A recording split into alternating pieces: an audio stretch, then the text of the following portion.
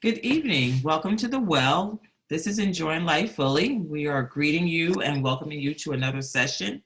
This evening, we'll be talking about financial legacy, certainly a hot topic in the midst of returns happening, in the midst of financial decisions being made, and in the midst of many of us wanting to leave a legacy, wanting to be able to pass on financial nuggets and financial gains to our families as we transition to different stages of life. So this evening, we look forward to sharing with you some of our perspective. Please know this is not any advice for anyone. This is our perspective. This is how we do life. And so if you can gain nuggets from it, we welcome that. But again, this is not a directive or admonition for anyone to take action. It is a conversation and discussion amongst women who are in a position to certainly discuss what their goals are as far as financial legacy and decisions they are making and the responsibility it entails in this season of life. So this evening we have with us Janelle and Brashay, and if you'll take a quick second to introduce yourself, just to say hello, and if you can start out just answering the question, what does financial legacy mean to you? Hi, I'm Brashay. Financial legacy, the definition that will fit it for myself would be, it's actually a challenging question, would be financial stability for myself and people around me and my family. Okay. All right. So you're saying financial stability. We'll talk about that a little bit. Okay, Janelle. Hello. Financial legacy to me off the fly would be building wealth and being able to pass it on to your family. Being conscious of not leaving behind debt or even, strongholds for your family, and also leaving a good name, and even leaving knowledge behind for your family, that even if you don't have all the assets, that they have something that they can carry forward from generation to generation. Okay, I love that. So Brashay used the word stability. I hear Janelle, you're using generation, strongholds, and wealth. These are all words that are synonymous typically to individuals who are considering how to manage their current finances and, as you indicated, Janelle, to build wealth. So let's start from the grassroots. How did you learn or gain any level of financial responsibility? How did you gain that perspective or where you are now? For some of us, it's been by trial and error. For some of us, it's been through some experiences. But certainly do share. How did you get to where you are with financial responsibility? For me, it was definitely trial and error and maturing myself to say, I'm not going to put myself in a loophole for this, that, or whatever situation, because honestly, it's not worth it when you have to ask people, oh, can I borrow money? I need this. And they're like, why don't you have it? And then you're sitting there like, because I bought these shoes or because I bought this bag. Like, you don't want to sit there and say that. So for me, it's definitely trial and error. Okay. All right. Janelle? I would say my old church when I was little, they had a credit union. They were big on, finance and building, the church was building and things like that. They had a credit union. So anytime I, got $1 or $2, my parents would make me put it right in the credit union. So early on, I was in the habit of putting money away, maybe a little too frugal at times. But it wasn't until after college, after I pursued even a business degree, accounting degree, I decided to pursue my financial licenses. And it wasn't until I joined an organization that actually taught financial concepts that I actually started to really learn, financial concepts of growing money, financial planning, things like that. And it was kind of like a knock in the face, like, I did 4 years of college and I didn't know any of this. So that's when I really started to learn. And even as I was learning, I didn't fully take advantage Now that I'm older, now I know the importance of really implementing the knowledge as well. So I appreciate a couple of nuggets that you dropped there, Janelle, particularly about financial responsibility being taught. I'm going to say you may be an anomaly in having had a house of faith where you worshiped, instill in you the value of saving or beginning some type of financial path. Outside of that vehicle, do you feel like, and this question is for both of you, that there was models in your family or that your family handed you anything as far as financial accountability and responsibility? For me, Yes. Go ahead, Bridget. no, go ahead, Janelle. Yeah, in my family, I learned some of what to do and some of what not to do. So I took notes on both sides. But my parents did, I had savings bonds and things like that. Sometimes when, if people asked what I wanted. And there was a long time ago, I was in a financial crunch and those savings bonds really came in handy. But yeah, so I would say in my family household, they were pretty conscious of it. I think I on my own, I was known to be a saver. But that I would say starting investing was something I learned early on. I wasn't in the stock market, but saving and things like that was kind of passed on. All right, good stuff, good stuff. Okay, Brashay. For me, it was definitely involved in my family on how to save, what to do and what not to do. But growing up, you're still going to try to do what you want to do. So it's like a trial and error. And honestly, you have to learn for yourself. People can tell you one thing, you can say, yes, I'm going to do it. And then until you have an experience, that's when you're like, okay, they were right. So. That's real. That's real.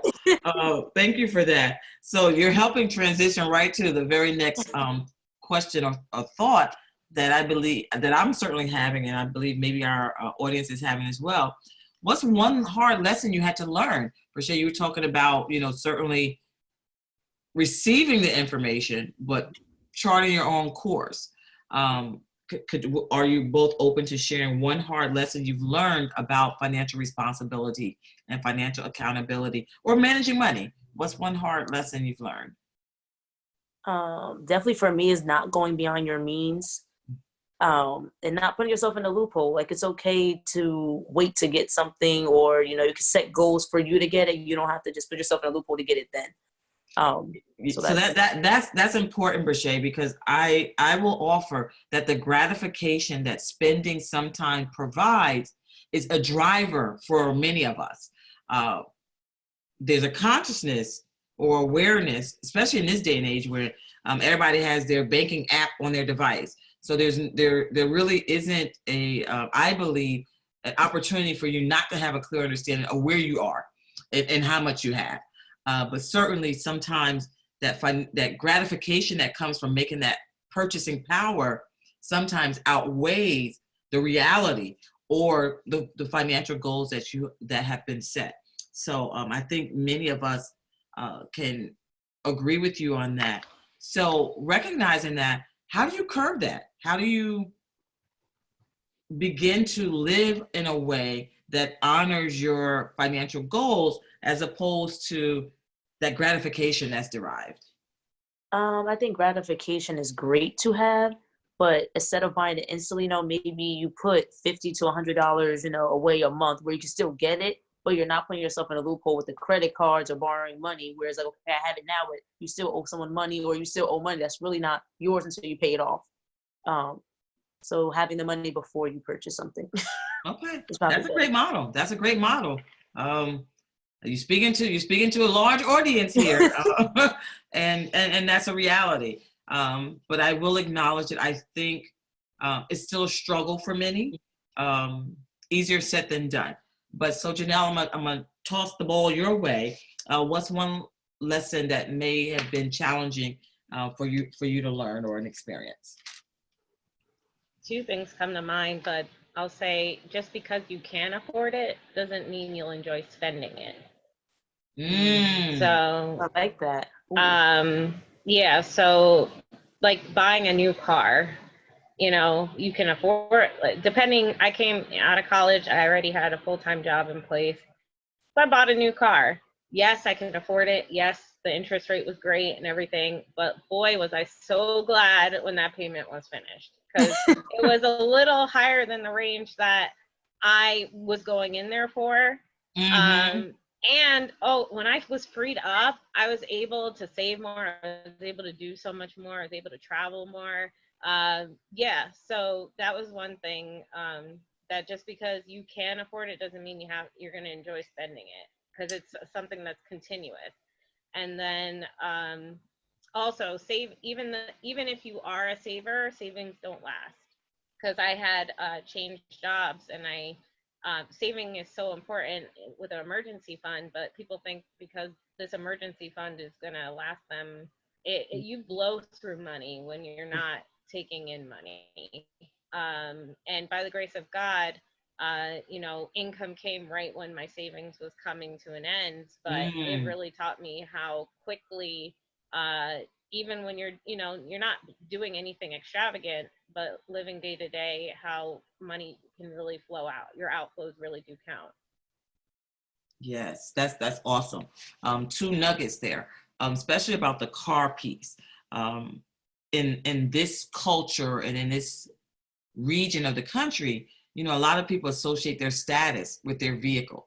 And so, as you indicated, simply because you can afford it and afford it that day doesn't necessarily mean, from our perspective, again, ladies, this is our perspective, that you need to have that vehicle.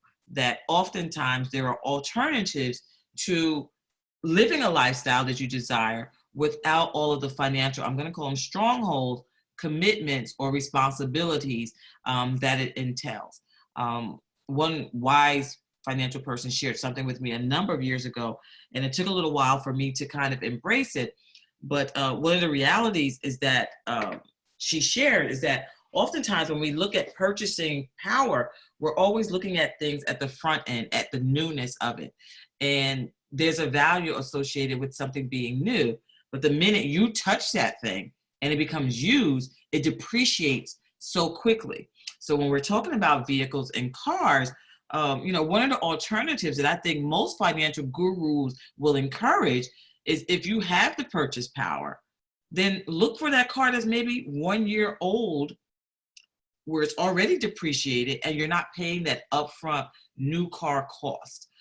Certainly you got to do your research and all of that. So ladies, again, this is just our knowledge, our experience, and dropping some nuggets of learning for ourselves and for you. But to, you know, strongly consider whether new is necessary, or it is certified used just as good with just as long a warranty. You know, are those options as well. So thank you both for sharing lessons learned, and kind of, you know, how you arrived at where you are in your financial legacy and the decisions you're making. So this is a question I think will be very interesting for all of us. I'm going to challenge myself with it as well. What is one staple of you managing your finances? What is one area, one goal, one whatever, that's a staple in your current financial responsibility, legacy, uh, however you want to state it, but what is one thing that's just a basic element of your finances right now and how you manage them? I'd say auto pay. A lot of Auto pay. So I set up auto drafts. You said what's a staple? I auto yes. draft. So I mean, it's weird. Every month I love allocating money into different buckets, and having different buckets and having a plan for things is key. But making sure you have it auto set, make sure the money's there when it is coming out. That was going to be my But question. Like, yeah, for those yeah. of you who are still working through that gratification piece, Yeah, yeah. auto pay might not be for you just yet. Well, actually, my staple is I do provide myself an allowance too. There's nothing wrong with being Right. able No, to buy agreed. something for Agreed. yourself or anything, but I also do within the auto pay, I don't withdraw anything more than what I normally will spend frivolously anyways. But yeah. Mhm. Okay, interesting. We're going to come back to that about the auto pay because it has its benefits for those who are already in a place of financial stability and have already kind of devised a budgeting mechanism. And as you Yeah. indicated, Janelle, already have some buckets that they are dumping into or allocating. Dumping doesn't sound great. Allocating their funds in. So uh, auto pay can be great, again, with some pre-existing boundaries and some pre-existing understandings for yourself. All right, Brashay, what about you? Is there a staple that you have when it comes to managing your finances? I actually go over them once a month. Also have it in my calendar when things are coming out and what bills I have. But then before the beginning of the month, like I physically have to go through and make sure I have everything, what's my eating out money for the month. Like I try to at least eat out, not as much, where I can cook at home, and save money because you'll be out and spend like $50 on a dinner when you could have had $50 worth of groceries that'll last you much longer. Um, so I try to eat out, maybe Be like, honest. yeah, like Right, here's the foodie talking. Now follow her on Instagram and you see all the food she be eating. I'm waiting. We I am know, we sipping some know. tea over here to wait to Right. hear what number she gonna throw out for And how Tell the she truth eat and out. shame the Twice a devil. week. Brashay, go I'll ahead. do Go like ahead, twice Brashay. a week. Twice a week. Nothing more than twice a week. Okay. All right. Oh. Fair enough. And so, ladies, what I'm hearing from this Oh. is that you know yourself. And so someone might say, I cannot eat out the entire week. But Ooh. you have disciplined yourself to afford yourself twice a week, which you've budgeted and you've allocated. Mhm. And, there's part of budgeting I've learned is you have to do it as based upon what's significant to you. So for you, it's eating out. For others, it may be that gratification in shopping, but then you allocate. As you were indicating, Janelle, you've given yourself an allowance. You set up that bucket, if you will, of where you allocate monies so that you can continue those experiences and that purchasing power. Yeah. And just to clarify, when I say auto pay, I mean I pay my bills, but I meant, if you have a vacation account, you set a budget to pay yourself automatically or something like that. Yeah. Okay. So Janelle just threw in a great point. I'm going to go a little deeper for that. What I'm hearing her saying, clarify if I'm misquoting Janelle, is that systematically she has money allocated weekly or monthly or biweekly to fund even some of her social and excursion activities. So she's not deciding that she's not going to have a vacation. What she is deciding is that she's going to allocate money systematically so that when she vacations or plans a vacation, the funds are already there and she's not borrowing from Peter, Paul, and whoever the other person is. I guess I should use some ladies' names, Sarah, Sue, and Susan, that she's not borrowing from any of them or robbing her essential bills to create space or create opportunity for her to enjoy life fully. So thank you for sharing that, Janelle, because that helps. Many times for women I've had conversations with, budgeting seems like they're denying themselves, that they are relinquishing power.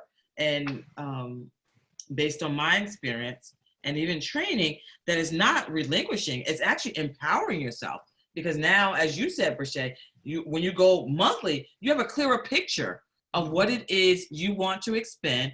You have a clearer picture of what your expenses look like. So that's one of my staples. I enjoy using the app. So I've gotten in the habit of every day in the morning and at some point in the evening, I check my accounts. It is not that I'm checking to make sure my bank is doing what they're supposed to be doing, but it's a check and balance for me because I'm not a cash carrier. I'm a swiper. So with swiping, sometimes it's less accountability. You don't see the transactions. You don't see it piling up. So I had to discipline myself to say, okay, I'm going to look at it this morning. This is where I stand. And then that way I feel like I'm informed even when I'm going to make a purchase, or if I have a necessity that I need to pay for, I'm informed as to where I am, both in what I want to save, what I want to expend, and what my boundaries are. And I have even sometimes when making certain purchases, go in and check and make sure the money is there. And not because I don't have the money, but to make sure it is not pre-allocated for something else. So all good points, all good points. So if you had a choice starting today, what would you say you want your financial legacy to look like? What do you want to pass on? What do you want to leave behind? What name? How do you want to be remembered in different arenas about your finances? This excludes the lottery, right? What? What did you say? You said the lottery? Yes. I said it excludes the lottery. The You can't lottery. answer the You know what your lottery, chances are right? for that? Come on now. Hey, believe. Just saying. Just saying. By the time you win, you pay So for it. we're gonna say this is absence of the lottery because those Okay. opportunities are few and far in between, if even that. So we're gonna be a little bit more realistic here, if we can, and I just was talk just about saying in it the because maybe confines someone of was what thinking it. I'm saying. Maybe someone was thinking it. Okay, that's all Okay. I'm saying. So you are speaking for the peoples. Got For it. the people. For the peoples. Yes. Yeah. Well, this is more of a personal legacy for me. I actually enjoy doing financial education. So my legacy would not only hopefully not extend just through my family, um, engaging my husband, my parents, but also communities surrounding, educating the community. I mean, not looking to be famous, but hopefully there's a few people who can be touched that, you know, their legacy, their families, something good can come out of it. That for me, that's where I would like my legacy to be planted. So what I'm hearing And from you is that some you want the ownership as financial well. trajectory of others outside of your family to be impacted, certainly by your contributions and even your tutelage, even what knowledge you and experience and education that you've received, that it will certainly impact them. That's great. That's awesome. And I would like to own a few more things. That's property, things like that. Yeah, to pass down. Okay, sounds good. All right, Brashay, what would your financial legacy look like today if you had your way? I agree with Janelle on the property statement, and also preparing myself for my daughter and my children to come, if that's in my plan, in my will, and then also for my future grandchildren, because I just feel like once every year, things become more expensive, they get higher, and then it's hard to adapt. So I want to have the financial stability to help my family in the years to come in future. So. Okay, good. All good stuff. Oftentimes, I'm sorry. No, go ahead. Oh, something came to mind. Sorry. Okay, share it. Something came to mind. Maybe some people may not have the income stream just yet. When Brigette was talking about having a daughter and future children, considering, there's a lot of opportunities to make extra income in order to feed those legacy and those plans, whether it's, saving for a child's college or just making it a little easier on your children for their future. That was just something coming into mind. Some people, their budgets are very tight, but maybe cutting down something, making room to start planning. And it could be $5, $20. It doesn't have to be much. Yes. And so, again, I believe personally and professionally, when you can begin to establish a budget, you get a greater picture of what is expended, where your financial resources are going. And I will say, in this day and age, one of the items that I know many individuals began to reduce the cost of was cable and TV. And with there being so many options out there now, again, I'm not opposing cable. Let me be careful. It's a decision. However, as Janelle said, you begin to look at some of where your expenditures are happening and what is it that you can reduce. For example, some people give up gym memberships because they become disciplined, or as opposed to paying the, the $40, $50 a month, maybe they get that treadmill and they put it in their basement, or they put it, in their bedroom. And maybe they take advantage of, local mountains and do some hiking or things along that line. But there are always avenues to reduce your expenditures. Again, it takes discipline and it takes a true evaluation of what is occurring and where you want to be. There's seasons of life where, it just may not make sense to have some subscriptions to certain services. It may require that you reduce your cell phone bill. Maybe you don't need unlimited talking and text. It's just a personal evaluation of where you are, but to begin to structure your life where you can reduce some of that overhead. And so as you were talking, both of you, I thought it'd be good if we could each share one financial goal for 2020. Perhaps it will inspire someone to, if they haven't already, reflect upon their legacy, reflect upon how they would like to bring generational wealth within their family if it doesn't already exist. And maybe this will impact their financial trajectory as to prioritizing the importance of finances being at the front, being one of the big rocks in life. So would anyone like to share? Don't want to put anyone on the spot, but I do. Is there a financial goal that you have for 2020?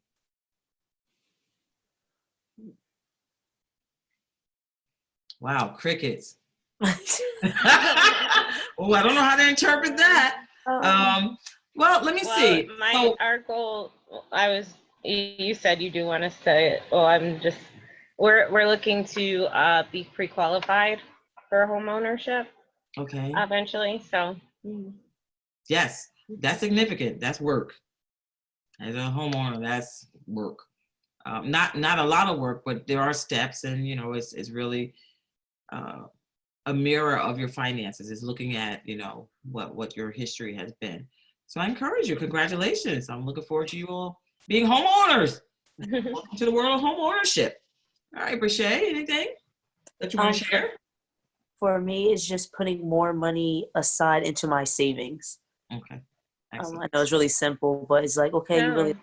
you really don't need to eat out, so you could put that extra $20, $30 to your savings instead of you not doing it because you want to eat out. So, but the simplicity, Brashay, as simple as that is, it's oftentimes hard and challenging. It requires discipline.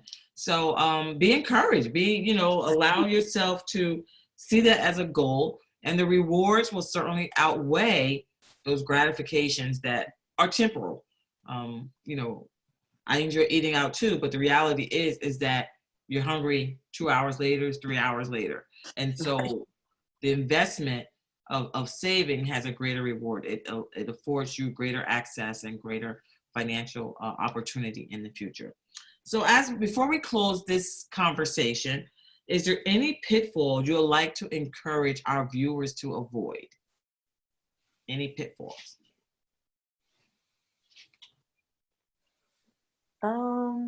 For me, I guess one of the gratification when you're younger and just doing it, and then years down the line, you have to try to pick yourself back up because you put yourself in a loophole. So it's not worth it. It's really not worth it. So can you make that a little bit more practical? You're indicating when you're younger, from my perspective, you're still young. So some of our viewers might be like, well, girl, you're still young. But you're talking about earlier years of when there was some financial decisions that did not have your future in mind? Yes, or the best intentions. I wanted something, couldn't afford it. I took the bait, and years later, you pay for it and you're still paying for it. And you're like, if I didn't do it, I would have this leeway to do, what I needed to do with this money. But because I made a decision that I shouldn't have made, but I did anyway for gratification, I'm reaping. Okay. Good stuff. Good stuff. Hey, Yeah. Janelle? I'm actually on the same lines as Brochet. I was just thinking not to beat yourself up because Mm, I've made some financial mistakes, and you commit to spending money, and but honor with financial legacy is also showing honor. So if you owe something and if you have a way of paying it, pay it. Because when you pay it off, it does feel really good. Then you can continue on. Um, but those are pitfalls that you walk into. And I mean, even some of the wealthiest people in the world have had their pitfalls. So don't spend so much time beating yourself up exactly. about it. Yeah. Exactly. And so one of the things I'm going to encourage the viewers too is, as Janelle said, pitfalls befall us all. Sometimes we're aware of them and sometimes they blindside us. So give yourself grace, but don't just hang out in that place. To find resources or self-discipline that will position and posture you differently. As women, let's not be afraid of the financial markets that are out there. Begin to explore, begin to engage, begin to educate yourself as to what's available to you. No matter where you are in your finances and where you are in your career trajectory, there is always opportunity for you to diversify where you are. Certainly, I encourage those of you that are in positions to seek financial advisors, and utilize your bank. Sometimes your local banks have a wealth of information that they can offer you. Do your own research. Don't allow everyone just to dictate to you or to give you information. Be inclined to research on your own and verify and understand the process so you're educated as you go about that. And one other element that I'm going to add is that there's biblical context to us tithing and giving. And in your financial responsibility, in your financial legacy, and this is personal for me as well, I want to be known as a giver. I want to be honoring God in all that he blesses me with. And blessings look different to everyone. I'm not a millionaire. However, what I believe God has entrusted to me, what he continues to flow through me, that I want to honor him in all of that. And so sometimes that does look like compassionate work. Sometimes that does look like physically giving of tithes. It does oftentimes look like giving and to different groups, or even through different fundraisers or organizations that I believe mirror my heart and where I am. So there's a lot of opportunities for you to make impact, to build legacy. It isn't always about being able to hand your family members $500,000 as you terminate your time here on earth. Janelle talked earlier about having a name. It could be sponsoring someone. It could be a whole host of things. So let the conversation continue, ladies. Begin to talk amongst your sister friends and your family. This past Thanksgiving, I attempted to have that discussion with my family to start talking about financial and generational wealth, because it's a conversation that oftentimes is avoided or just not discussed. There's so many other topics usually within families, but make this one of your hot topics. Make this something that's recurring and that you begin to get some consensus among your family as to what do you want to experience? What do you want your family to be known for? And how do you want to go about doing that? So we thank you for joining us. As always, we welcome your comments.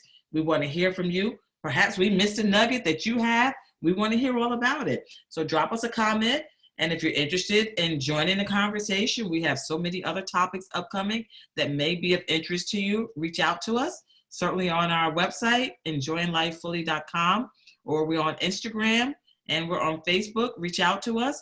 We welcome engaging with you and providing you an opportunity to offer your experience, to offer you being a part of the conversation, for you joining the well, where you can help refresh and renew other women based upon your life and your experience.